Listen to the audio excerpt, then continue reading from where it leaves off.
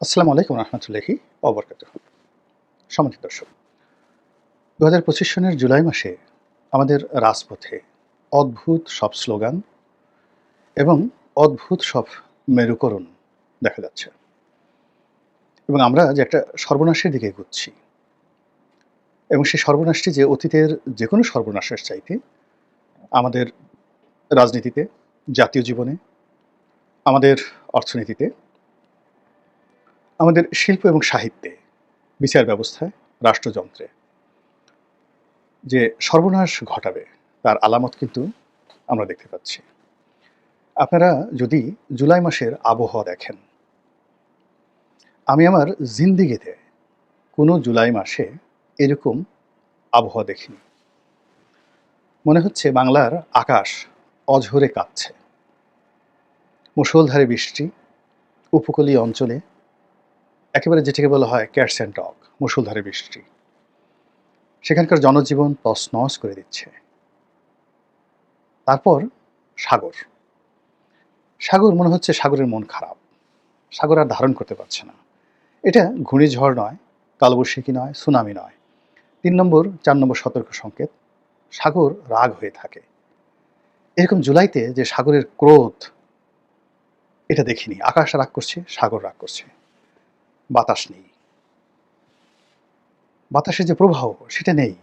ফলে আপনি দেখুন বৃষ্টি হচ্ছে, তারপরে আকাশ মেঘলা কিন্তু গুমোট গরম, প্রচণ্ড গরম। সেই গরমের মধ্যে নগর জীবন, গ্রামীণ জীবন সব এলোমেলো হয়ে গেছে। চারিদিকে শব্দ নেই, সুন্দর কোনো শব্দ নেই।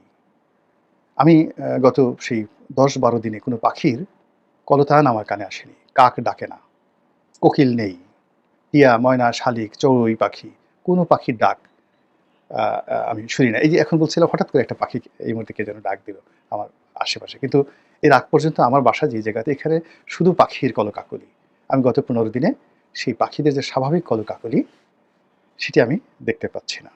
এই যে প্রকৃতি যখন বিরূপ হয়, কোনো সর্বনাশ ঘটার আগে, আপনারা যারা বয়স আছেন ৭৫-এর ১৫ই আগস্টের আগে প্রকৃতি কেমন ছিল স্মরণ করেন। ১৯৭১ সালের ২৫শে মার্চে প্রকৃতি কেমন ছিল। জিয়াউর রহমান সাহেব যখন নিহত হলেন মে মাসে ১৯৮১ সনে, কেমন ছিল প্রকৃতি স্মরণ করেন। শেখ হাসিনা যে পতন হলো আগস্ট মাসের ৫ তারিখে, প্রকৃতি কেমন ছিল। এরকম মুষলধারে বৃষ্টি। ৫ তারিখে ঢাকাতে যে বৃষ্টি হয়েছে, আগস্ট মাসের ৫ তারিখে, এমন বৃষ্টি আমি দেখিনি। মানে আমার জীবনে দেখিনি। আবার ১ বছর পরে এই জুলাই মাসে গত ১৫ দিন যাবৎ প্রকৃতির মধ্যে আমরা একই দেখছি। এই গেল প্রকৃতির অবস্থা। আন্তর্জাতিক রাজনীতিতে আপনি দেখেন আমেরিকার সাথে কি হচ্ছে। এখানে একটা চুক্তি হচ্ছে, ট্যাক্স বাড়ায় দিচ্ছে, সেগুলো নেগোসিয়েশন করার জন্য। মানে আমরা কি স্বাধীনতার সার্বভৌমত্ব বিসর্জন দিচ্ছি না কি করছি? সেন্ট মার্টিন আছে না থাকবে? মানে কি যেন একটা হযবরল অবস্থা। কেউ বলছেও না, অথচ আতঙ্ক আমাদেরকে তাড়া করে ফেলছে। রাজনীতিতে ইলেকশন হবে, সংস্কার হবে, পার্লামেন্ট হবে, এই সমস্ত জিনিস চিন্তাই আসছে না এখন। ইনু সাহেব ক্ষমতায় থাকবে, যাবে, কি হবে, এগুলোও চিন্তা আসছে না। পুরো মনোযোগ এখন রাজপথের দিকে। সেখানে রাজনৈতিক দলগুলোর মধ্যে যে বিভেদ, বিসংবাদ, এটা খুব দ্রুত মারামারি, কাটাকাটি এবং হানাহানি। ওই যে লগি বৈঠার যে মারামারি হয়েছিল, ঠিক ওইরকম একটা পর্যায়ে চলে যাচ্ছে। চোখের সামনে দেখতে পাচ্ছি।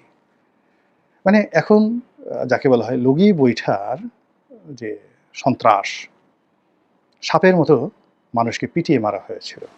আচ্ছা বলেন তো, সেটা বেশি নির্মম আপনার কাছে মনে হয়েছে? নাকি এই যে পাথর দিয়ে গুঁতিয়ে, গুঁতিয়ে যে মানুষ মারা হচ্ছে, সেটা বেশি নির্মম মনে হচ্ছে?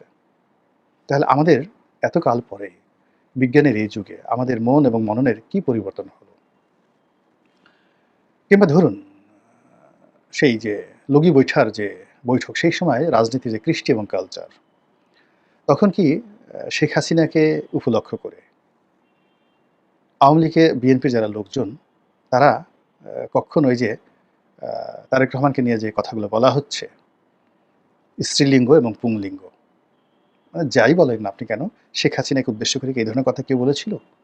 খালেদা জিয়াকে উদ্দেশ্য করে এই ধরনের খুব বাজে কথা বলা হচ্ছিল?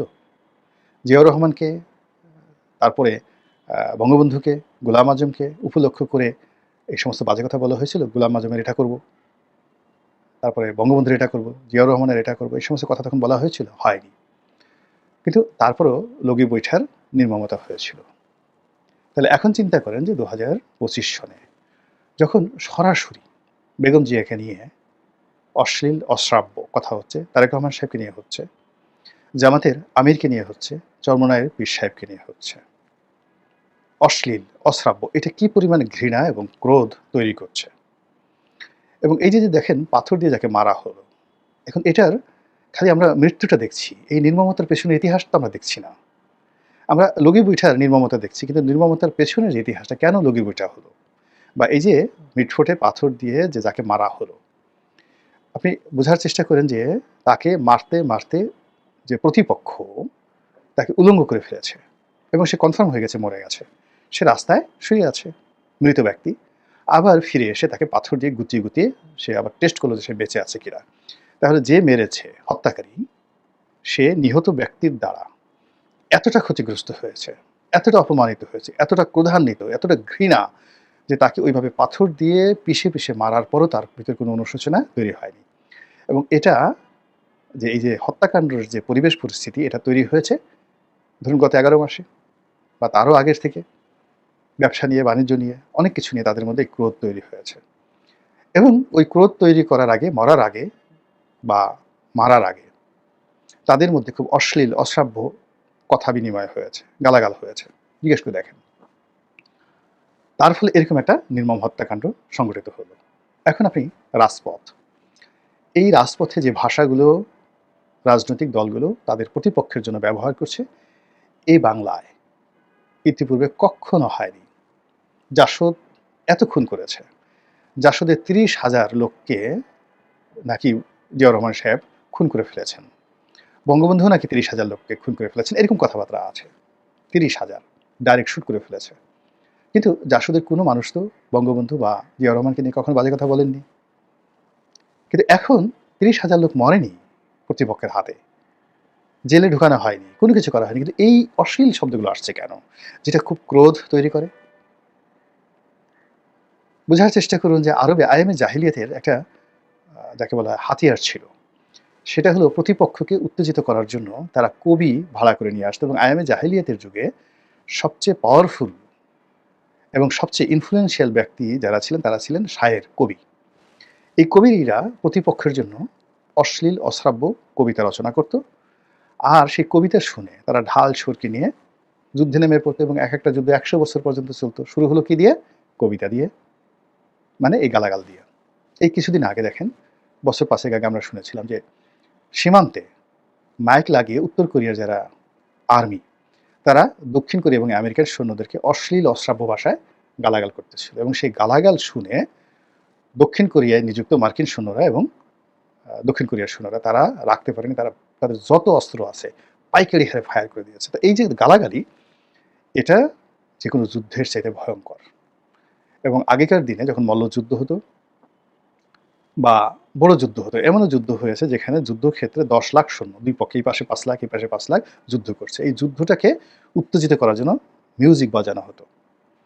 এই যুদ্ধটিকে নৃশংস এবং নির্মম করার জন্য কবিতা পাঠ করা হতো, গালাগাল দেওয়া হতো, মানে কবিতার মাধ্যমে প্রতিপক্ষকে গালাগাল দেওয়া হতো, বাপমা তুলে গালাগালি করা হতো, তোর জন্ম কোত্থেকে, রাজাকে উপলক্ষ করে গালাগালি করা হতো, এবং সৈন্যদের শরীরে আগুন ধরে যেত। ঠিক সেম জিনিসটি এখন হচ্ছে।